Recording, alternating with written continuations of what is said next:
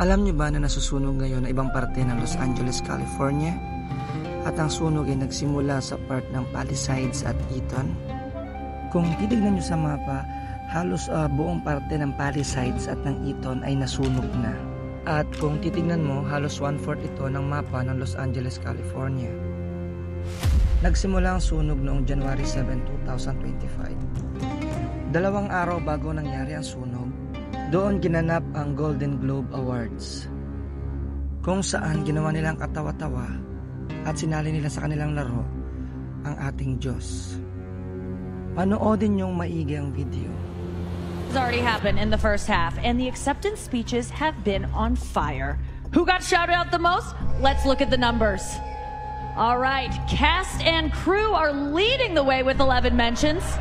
Moms are holding strong with 3 shout-outs. God, creator of the universe, 0 mentions. And Mario Lopez, host of Access Hollywood, 1. All right. No surprise in this godless town. No surprise in this godless town. Pagkatapos ng event na ito, after 48 hours, nagsimula na ang sunog.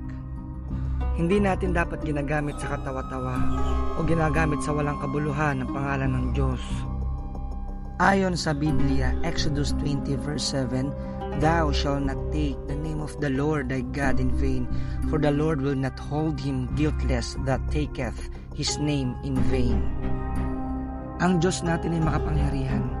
Kaya niyang kontrolin ang mga kalamidad. Ito ay tunay sapagkat nagawa na to ng ating Diyos sa panahon ni Noah.